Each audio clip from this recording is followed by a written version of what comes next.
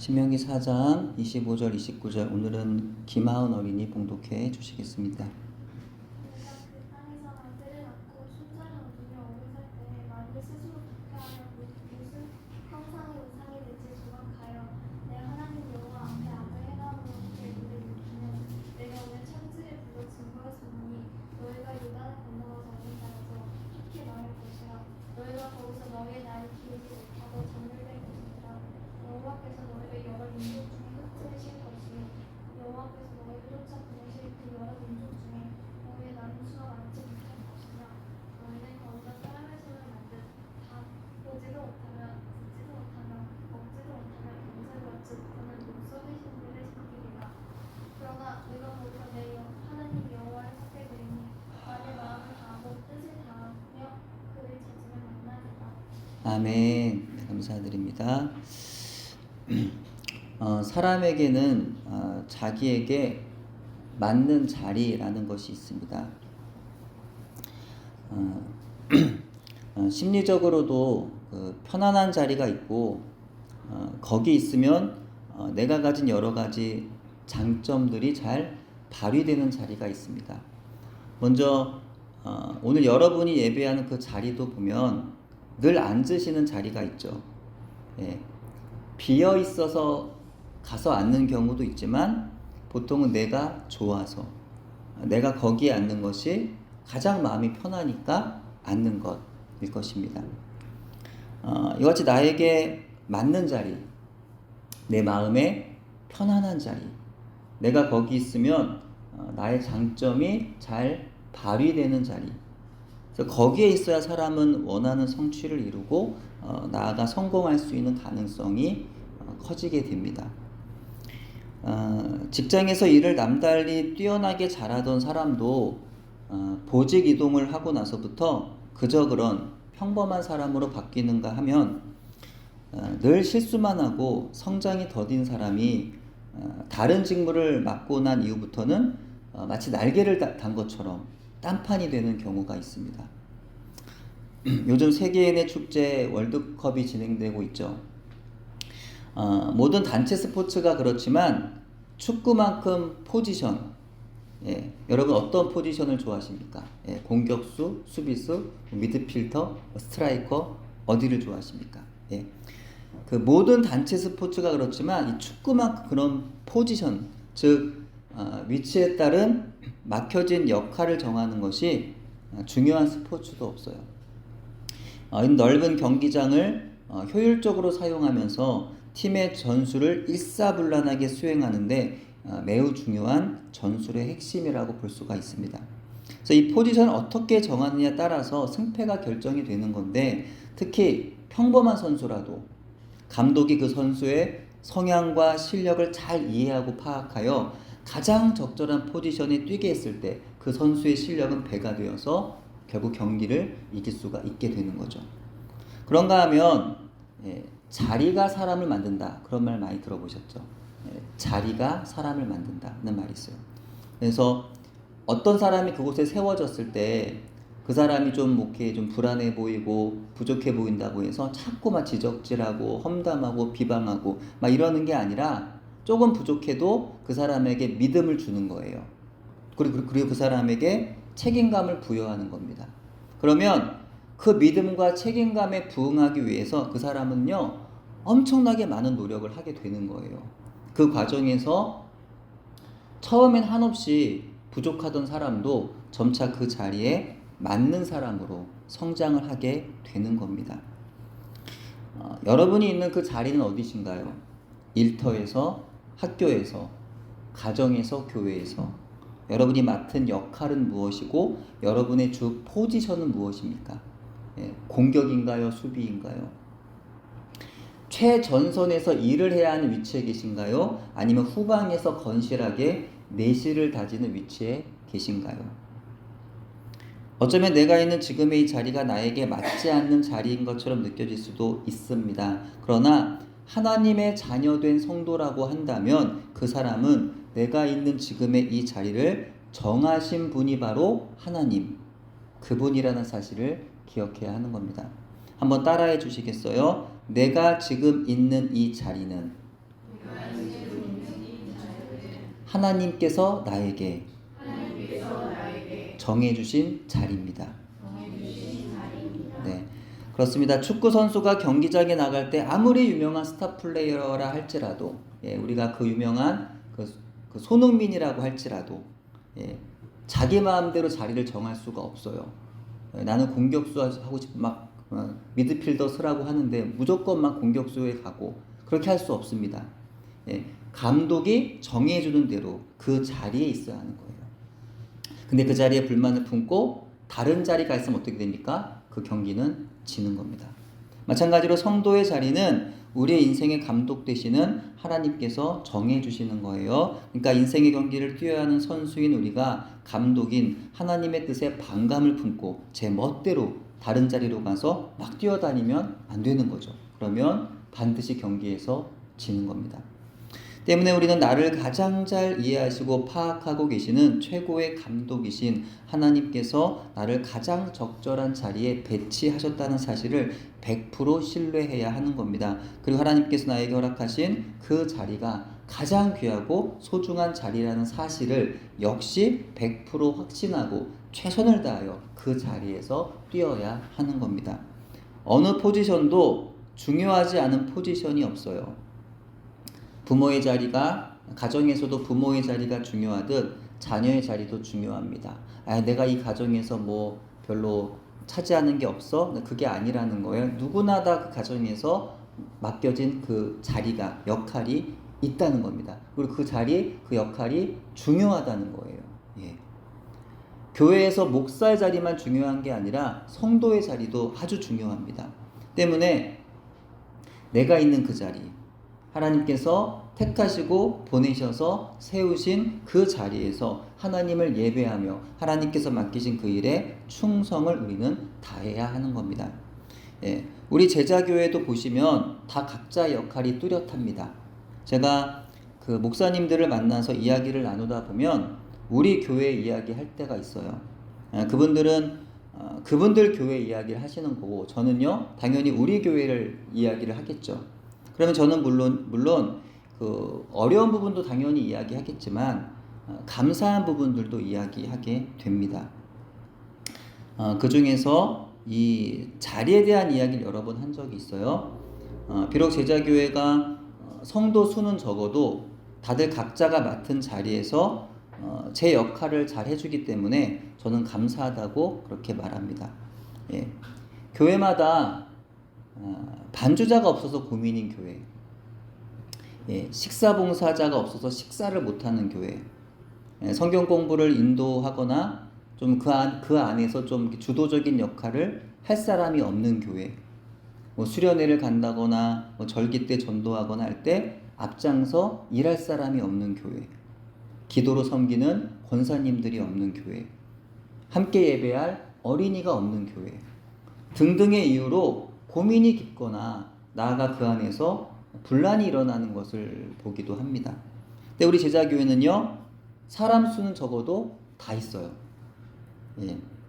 그 뉴질랜드로 가신 분까지 치면 꽃꽂이 하시는 분들도 있었는데 지금 안타깝게도 그건 좀 어렵죠.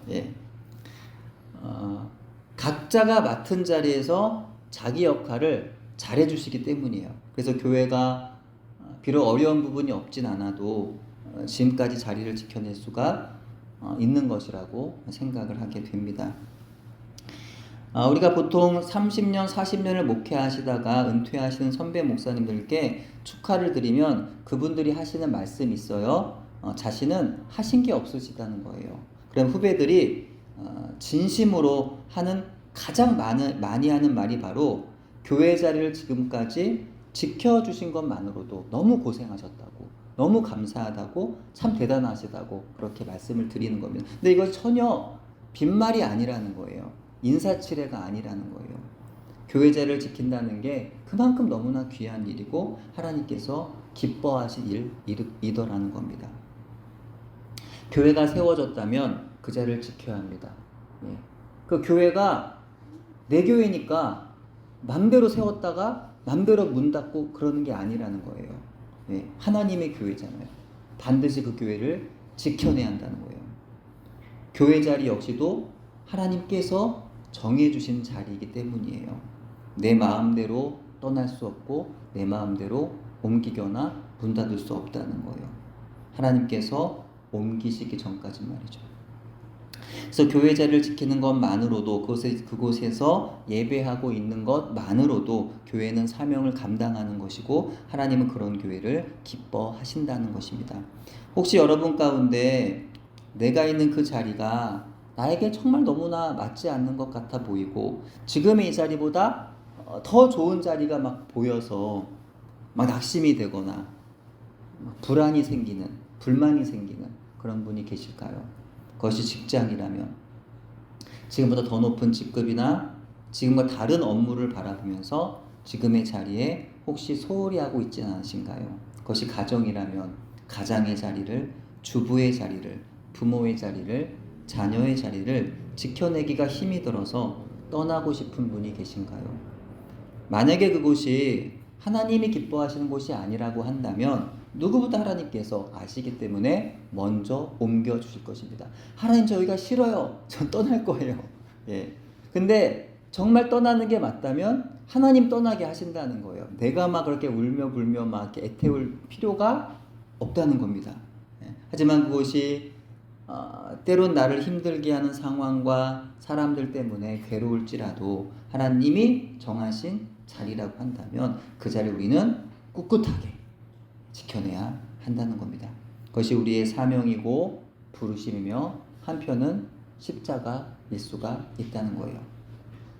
이 사명을 잘 감당하시기를 또 이 십자가를 잘 지시는 여러분 되시기를 주님이 도우실 것이니 끝까지 포기하지 마시고 그 선한 일에 힘내시기를 주님의 이름으로 위로를 드리고 권면을 드립니다. 사람은요 참 간사한 것 같습니다. 배려가 권리가 되는 경우가 있고 호의가 계속되면 그게 권리인 줄 압니다. 차라리 배려하지 않고 호의도 베풀지 않으면 원래 그런가 보다 하면서 큰 불만이 없이 적응하며 살아갈 텐데 조금씩 배려를 받고 호의를 받다 보면 어때요? 당연히 여기더라는 거죠. 그리고 더 많은 걸 달라고 요구합니다. 그러면서 불만을 품고 원망합니다. 근데 이스라엘 백성들이 애굽에서 노예로 살아갈 때에는 아마도 그 생활에 그럭저럭 적응하며 살았던 것 같아요. 당시 거대한 제국이었던 애굽의 왕에게 자신들은 감히 거역하거나 불만을 품을 수도 없었고 애굽의 총리였던 요셉이 죽고 난 이후 점차적으로 노예화되었던 그들은 그 오랜 생활 어느덧 익숙해져 갔던 겁니다. 그러던 그들에게 모세가 찾아와서 하나님 말씀이라고 전하면서 애굽에서 나가게 하겠다는 거예요. 결국 하나님 말씀하신 대로 10가지 재앙을 통해 애굽의 왕을 패배시키셨고 애굽의 노예 생활로부터 그들을 건져내셨습니다. 또한 그들은 홍해를 건너는 기적과 그 물속에 애굽의 군사들이 모두 수장되는 기적도 경험을 했습니다. 그렇게 그들은 하나님의 백성이 되는 그 은혜를 받게 된 거예요. 하지만 그들은 애굽의 노예 생활로부터 건져주신 하나님 그리고 광야에서 자기들을 구원하여 주신 하나님의 베푸신 그 배려와 호의를 갈수록 당연하게 여기게 되었다는 거죠. 그래서 감사하기보다 더 많은 걸 왜 이때 더 풍성하게 주지 않으시냐며 끝없이 불평하기를 반복했던 거예요. 예. 그 호의적이지 않던 어쩌면 정말 막 압제를 하고 괴롭혔던 그 애굽의 왕에게 대해서는 오히려 별로 불만이 없었어요. 신기하게. 그죠? 근데 정말 사랑을 베푸시고 호의를 베푸시고 은혜를 베푸신 하나님한테는 어때요? 막 불평을 하는 겁니다. 이게 이해가 됩니까? 이런 상황이? 근데 이런 상황들이 벌어진다는 거예요. 오히려 나에게 막 함부로 하고 압제하고 괴롭힌 사람한테는 아무 말도 안 해요. 근데 하나님한테는 불평을 했다라는 거예요. 참으로 안타까운 건 그 이스라엘 백성들이 하나님을 만난 이후의 모습을 한 단어로 말하자면 그것이 바로 불평이라는 거예요. 너무 좀 안타깝지 않습니까? 예. 하나님이 기억하는 그들의 모습, 또 그들이 하나님과의 그 어떤 관계 속에서 그들이 기억하는 모습, 그게 뭔가 좀 이렇게 은혜롭고 좋은 게 아니라 불평이에요, 불평. 맨날 불평하고 짜증 부리고 화내고 이스라엘 백성들의 하나님과 관계 속의 삶이 그랬다는 거예요. 예. 가끔은 또 우리 모습일 수도 있겠죠. 예. 우리 안타까운 모습. 예. 우리가 하나님 앞에 감사하고 기뻐하며 찬양하며 사명을 기쁨으로 감당해야 되는데 자꾸 불평하고 낙심하고 원망하고 두려워하고 그러면 안 되잖아요. 근데 이스라엘이 그렇게 살았다. 그들은 광야에서 늘 불평했어요. 그러니까 하나님께서 그들을 생각하실 때 가장 많이 떠오르는 거, 내가 이 백성, 내가 선택한 이 백성, 나의 자녀, 그들을 생각할 때 이들은 어떤 백성이냐? 불평하는 백성이더라. 그게 이스라엘 백성들의 특징입니다. 예. 그들을 나타내는 모습이 불평하는 사람들. 이것이 얼마나 비극이냐는 거죠. 그들은 하나님을 만나서 하나님을 예배하며 하나님과 친밀한 교제를 나누어야 하는 하나님과의 그 영적인 그 신혼회 때 신랑을 향한 사랑과 감사를 드린 게 아니라 그 신랑을 향한 불신과 원망만 일삼았던 겁니다. 너무나 아쉽고 안타까운 일이 아닐 수 없어요. 다시 돌아올 수 없는 너무나 소중한 시간들 아닌가요? 그 소중한 시간에 하나님 말씀을 듣고 하나님을 기쁨으로 찬양하며 그분의 인도하심에 따라 하루를 살아간 은혜를 누렸어야 했는데 그들은 하나님을 신뢰하지 못하여 언제나 불평했으며 자주 우상을 숭배함으로 영적으로 간음의 죄를 저질렀던 것입니다.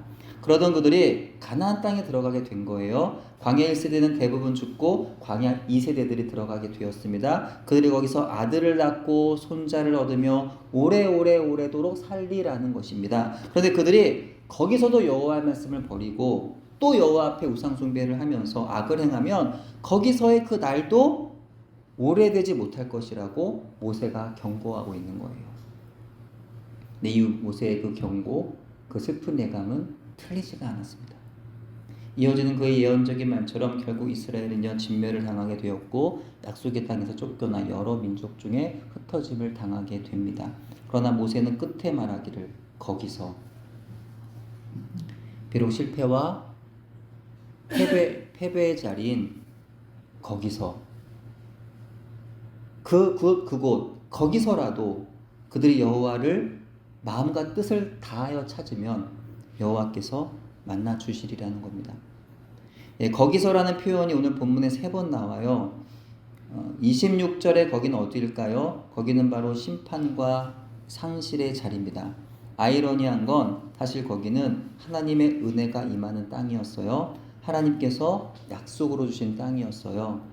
하나님께서 도우시는 땅, 하나님께서 지키시고 보호하시며 인도하시는 땅이었습니다. 이스라엘 백성은 하나님의 은혜가 임하는 그 땅에서 하나님의 그 베푸신 은혜를 기억하며 하나님께 감사함으로 예배하면서 하나님의 백성으로서 하루하루를 그렇게 행복하게 살아가면 되는 것이었습니다. 예, 어려운 게 없잖아요.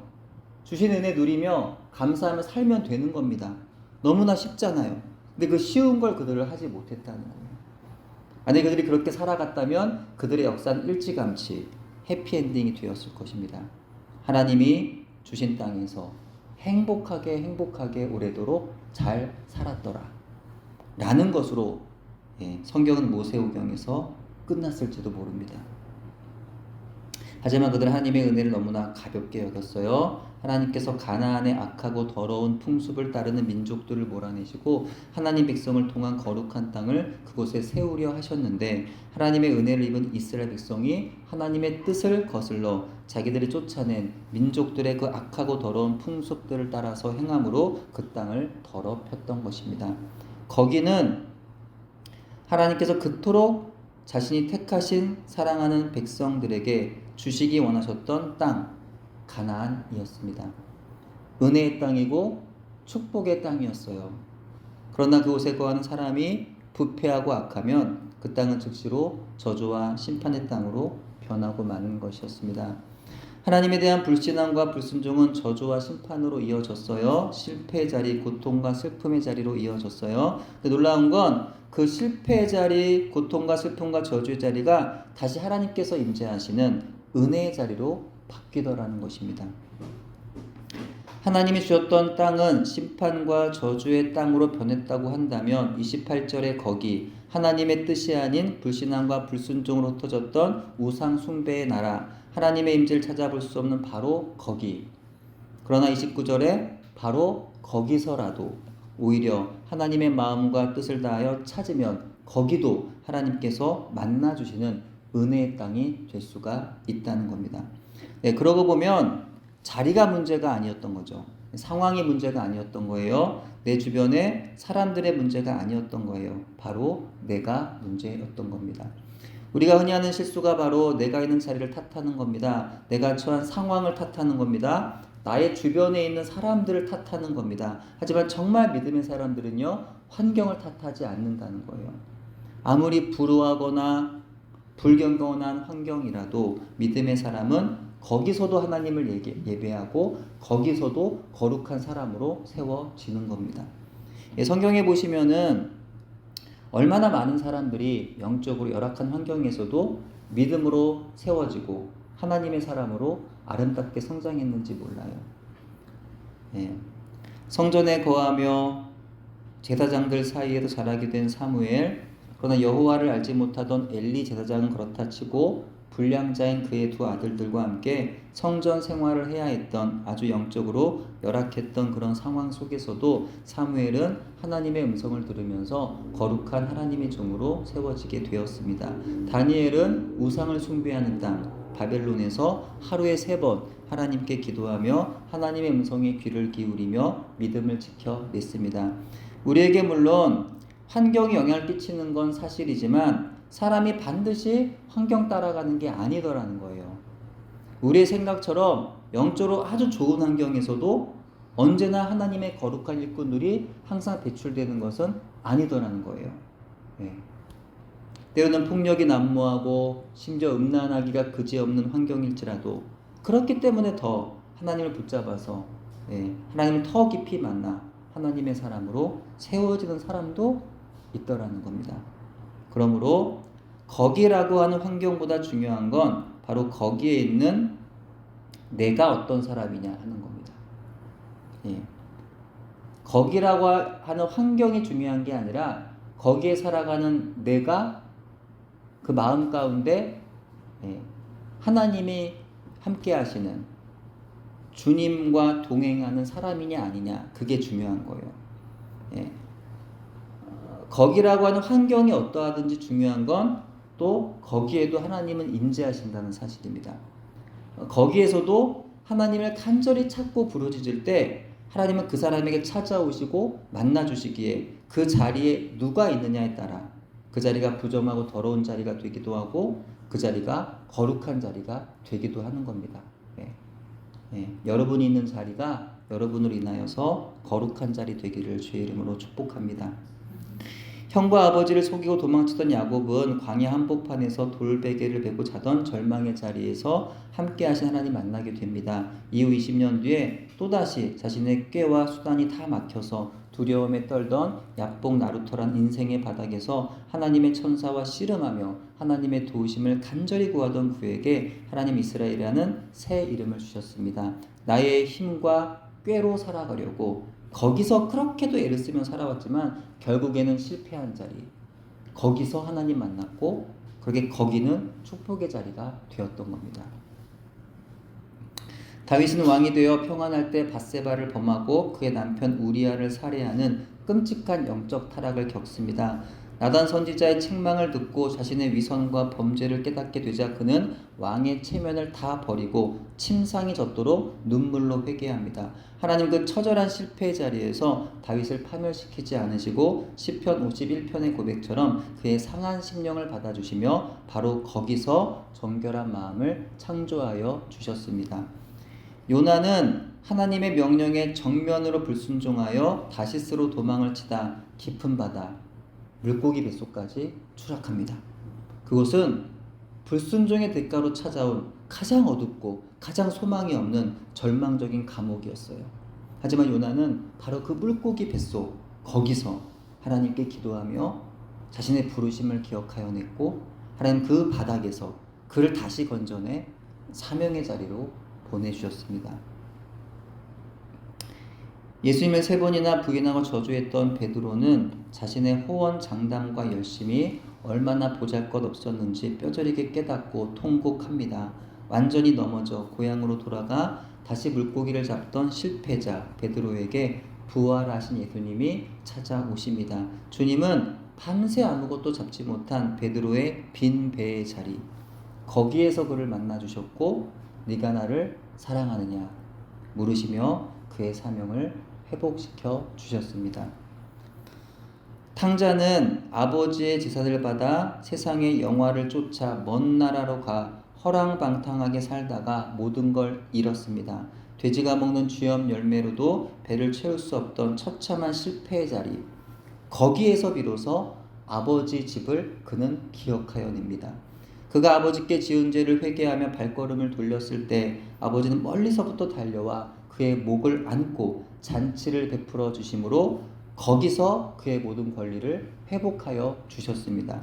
그러므로 우리가 살아가야 할 삶의 태도가 분명하다는 거예요. 지금 내가 서 있는 자리가 비록 내가 원하지 않던 자리일지라도, 심지어 부끄러운 실패의 자리더라도 지금 여기서 내가 하나님을 찾고 하나님께 감사하는 것, 그것이 바로 우리가 해야 할 일이라는 거예요. 이스라엘 백성들이 비록 불신앙과 불순종으로 실패하여 쫓겨난 이방의 우상숭배 땅 바벨론에 거하게 되었더라도 거기서 마음을 다해 하나님을 찾고 찾을 때 그 처참한 실패의 자리는 하나님 만나는 거룩한 지성소, 하나님을 만나는 거룩한 임재 장소로 변화되었던 것처럼 말입니다. 내가 원했던 자리가 아니라고 해서 마음을 미래에만 그렇게 둥둥 떠다니게 둔다면 우린 평생 원망만 하다가 하나님이 지금 이 순간 바로 여기 숨겨두신 보석 같은 은혜들을 다 놓치고 말 겁니다. 지금 이 자리에서 하나님을 찾고 감사하시기를 바랍니다. 그곳이 원하지 않던 자리일지라도, 심지어 실패한 자리일지라도 말입니다. 여러분에게도 실패의 자리, 넘어진 자리, 쓰러진 자리, 깨어지고 부서진 자리, 상처 입어 눈물을 흘리던 자리, 피를 철철 흘리던 그런 자리가 있었을까요? 오랜 시간 수고하며 준비한 시험 혹은 사업이 원하는 결과를 내지 못했을 때 내 노력이, 내 실력이 이것밖에 안 되는구나 하는 자괴감에 흔들리던 쓰라린 자리, 가장 믿었던 사람에게 배신당하거나 가족 간의 갈등이 생기거나 소중한 사람과 이별했을 때 극심한 실망감과 외로움을 느끼던 자리, 갑작스런 질병이나 노환으로 인하여 당연하게 여겼던 일상을 잃어버리고 내 몸 하나 내 뜻대로 통제할 수 없다는 사실을 깨달을 때 찾아오는 무력감의 자리, 이번만큼은 정말 고쳐보겠다, 다시는 그러지 않아야지 라고 다짐했지만 또다시 나쁜 습관과 죄에 무너져 내리는 자기 자신을 발견했을 때 그 실망과 수치의 자리, 아무에게도 말 못하는 열등감의 자리, 지쳐 쓰러진 번아웃의 자리, 그 자리에서 아무것도 할 수 없는 자기 자신 때문에 더욱더 아파하는 순간들이 있었을지도 모릅니다. 하지만 사실 아무것도 할 수 없는 그때, 그 자리에서 우리가 가장 잘할 수 있는 힘이 극대화됩니다. 그것은 무엇이든 할 수 있을 때는 오히려 할 수 없었던 일, 바로 마음과 뜻을 다하여 하나님을 간절히 찾는 일입니다. 그러면 하나님이 만나주시는 거예요. 그럼 하나님은 그 실패의 자리를 은혜의 자리로 바꾸어 주시는 것입니다. 고 이민아 목사님은 제가 자주 좀 소개를 드리죠. 개인적으로 이 목사님 책을 제가 너무나 감동적으로 읽었던 책들이기 때문에 자꾸 제가 소개를 하게 되는데, 고 이민아 목사님은 그 대한민국 최고의 석학이자 무신론자이었던 이어령 교수의 딸로 미국 변호사이자 검사로 남부러울 것 없는 세상의 영화를 누렸던 사람입니다. 하지만 겉으로 화려했던 삶 이면에 2번의 이혼, 또 3번의 결혼, 실명 위기, 암 투병, 그리고 둘째 아들의 자폐 판정과 첫째 아들의 갑작스러운 죽음이라는 감당할 수 없는 고난을 통과하며 종교 생활과 참된 믿음의 차이를 뼈저리게 고백하고 있습니다. 목사님은 자신의 저서 땅에서 하늘처럼이라는 그 책에서 이런 말씀을 하셨습니다. 진정한 구원의 시작은 마음이 가난해졌을 때입니다. 그 위기에서 난 이제 떨어져 죽을 거야 라고 하는데 바로 그때 손을 잡아주시고 나를 어깨에 메고 다니신 바로 그분을 만나게 됩니다. 그럴 때 진정한 회개가 나오게 되며 내 마음이 가난해지면서 천국이 보이기 시작합니다. 예. 모든 것이 평탄할 때는 세상의 풍요가 내 마음을 가득하게 채우기 때문에 천국이 보이질 않는다는 겁니다. 하지만 가정과 교회에 문제가 생겨서 자신의 믿음의 바닥을 보게 되고 난 아무것도 아니구나 라고 한 자각과 함께 주저앉는 그 실패 자리에서 비로소 진짜 회개가 터져나오고 하나님의 손을 잡게 된다는 거죠. 그러므로 넘어진 지금 이 자리가 진짜 하나님 만나는 지성소가 되어 준다는 겁니다. 혹시 여러분이 실패 자리, 넘어진 자리, 쓰러진 자리, 깨어지고 부서진 자리, 상처 입어 눈물 흘리는 자리에 있다면 또 그 슬픔과 고통의 자리에 있게 된다면 오늘의 말씀 기억하시기를 바랍니다. 원하지 않던 그 자리, 여지없이 넘어진 실패의 자리, 십자가의 자리에서도 나를 만나주시고 안아주시는 하나님과 그분의 아들을 만나는 여러분 되시기를 부탁드립니다. 그래야 실패한 바로 그 자리에서 마음과 뜻을 다하여 하나님을 찾음으로 만나주시는 하나님의 임재의 은혜를 경험하는 또 그 은혜에 힘입어 하나님의 선한 일과 사명의 자리에 다시 일어서서 걸어가는 저와 여러분 되시기를 주님의 이름으로 축원합니다. 기도합니다. 하나님 아버지, 하나님의 크신 은혜로 저희가 하나님의 아들을 만나 믿음으로 그분 예수 그리스도를 영접하게 하시고 나 스스로는 도저히 씻을 수 없는 죄의 문제를 해결하여 주셔서 하나님의 자녀가 되는 그 은혜 허락하심에 감사를 드립니다. 우리가 그 은혜 가운데 살아가지만 하나님, 저희는 여전히 세상에서 만나는 삶의 문제들로 무너지고 넘어지며 깨어지고 부서지기를 반복합니다. 남몰래 가슴 아파하며 눈물을 흘렸던 때도 있었습니다. 하지만 하나님, 그때마다 저희로 하여금 하나님이 없다라고 말하며 원망과 불평으로 하나님을 버리고 떠나지 아니하고 다시 하나님께로 나아가 하나님을 찾게 해주셔서 감사드립니다.